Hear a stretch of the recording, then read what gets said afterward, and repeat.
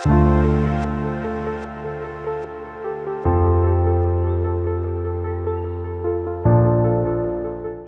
kesehatan tradisional saat ini sudah mulai dilupakan terutama oleh para kaum mudanya. Mudahnya akses terhadap obat modern dan juga harga yang murah membuatnya semakin tidak dilirik. Terlebih lagi, cara pengolahannya yang dirasa ribet membuat orang semakin malas untuk mengkonsumsinya. Dan juga saat ini, antara kesehatan modern dan juga kesehatan tradisional tidak terintegrasi di puskesmas dan juga condong ke arah program prioritas nasional, membuat kesehatan tradisional semakin terlupakan.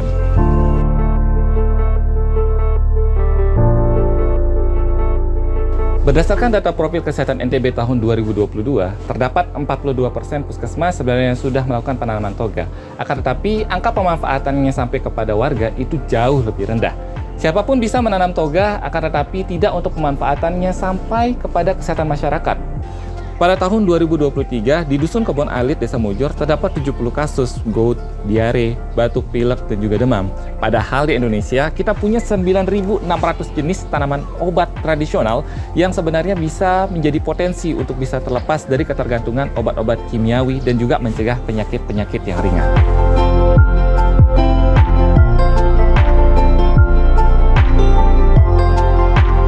Menjawab kondisi tersebut, Herbasan hadir sebagai solusi yang sederhana, murah, dan mudah untuk diterapkan di masyarakat.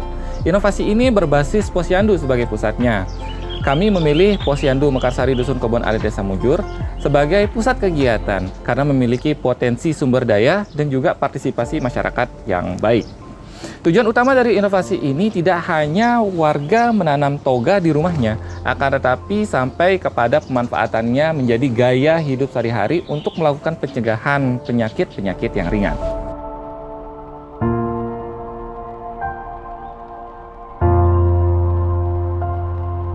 Kegiatan inovasi ini kami laksanakan bersamaan dengan kegiatan bulanan Posyandu, di mana warga yang datang kami akan berikan promosi kesehatan. Jika ada ketertarikan terhadap inovasi ini, maka kami akan berikan toga yang akan kami langsung tanamkan di rumah warga. Selama proses penanaman, kami juga akan melakukan promosi kesehatan terkait dengan cara perawatan, manfaat, dan juga cara pengolahan tanaman obat. Setiap minggunya kami akan melakukan pengecekan apakah tanaman obat sudah tumbuh dengan baik atau tidak.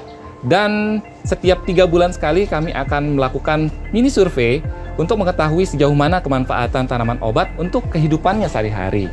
Nantinya, warga akan dikategorikan menjadi 3 kategori, yaitu dasar, prima, dan juga kasturi. Dan dalam pelaksanaan survei 3 bulan sekali tersebut, kategori akan tetap diupdate.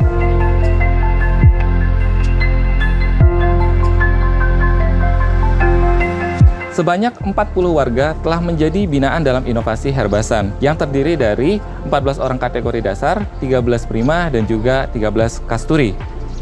Dari hasil pemantauan, diketahui penurunan kasus diare dan gout, akan tetapi pada tahun 2025 ternyata terjadi peningkatan kasus flu, batuk, dan demam.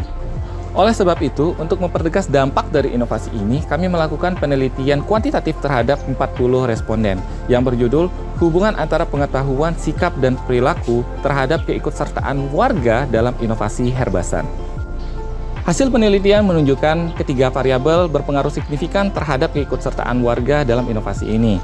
Pengetahuan yang baik didukung dengan sikap yang positif membentuk perilaku yang lebih baik dalam pemanfaatan tanaman obat. Saat ini, Posyandu telah berkembang menjadi Posyandu Mandiri dan hasil panen tanamannya telah dimanfaatkan juga untuk PMT tambahan kepada masyarakat. Awalnya saya menanam sayuran biasa saja, tapi sekarang saya mulai menanam tanaman obat-obatan. Saya menanam banyak macam jenis tanaman seperti sirih, lengkuas, kunyit, jahe, cabai, dan lain-lain. Dan saya paling sering menggunakan daun sirih karena daun sirih itu banyak manfaatnya.